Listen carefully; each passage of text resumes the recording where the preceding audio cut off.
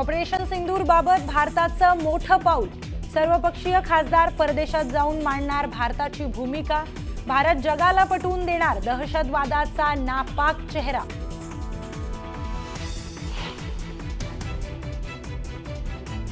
केंद्र सरकारकडून सर्वपक्षीय शिष्टमंडळात शशी थरूर यांच्या निवडीमुळे काँग्रेसमध्ये कुरघोडीचं राजकारण। काँग्रेसकडून जारी केलेल्या यादीत थरूर यांचं नाव नाही।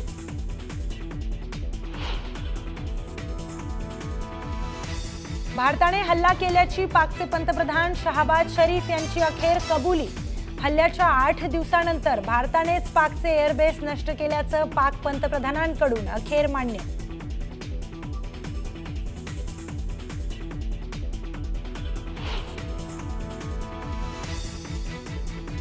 डोनाल्ड ट्रम्प यांच्या हस्तक्षेपामुळे हानी टळली। त्यांच्यामुळेच दक्षिण आशियातील युद्ध टळलं। पाकचे पंतप्रधान शहबाज शरीफ यांच्या कबुलीने नव्या वादाला तोंड।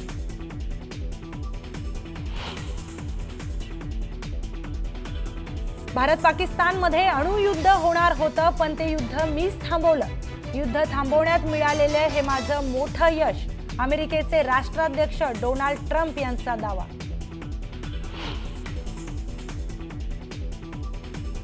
छगन भुजबळांकडे खंडणीची मागणी। आयकर विभागाचा अधिकारी असल्याचं सांगत मागितली खंडणी। फार्म हाऊसवर धाड पडणार असल्याचा धाक दाखवणाऱ्याला अटक।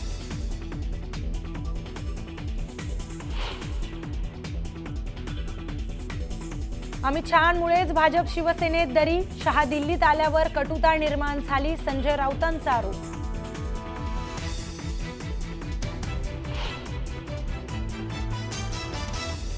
संजय राऊतांच्या नरकातला स्वर्ग पुस्तकाचं आज प्रकाशन।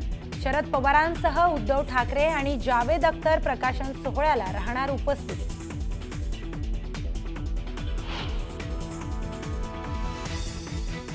पिंपरी चिंचवड मधील 29 अनधिकृत बंगल्यांवर कारवाई। सुप्रीम कोर्टाच्या आदेशानंतर पाडकामास सुरुवात।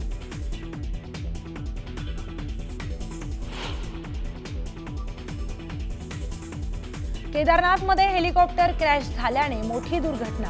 सुदैवाने हेलिकॉप्टरमधील सर्व प्रवासी सुरक्षित असल्याची माहिती।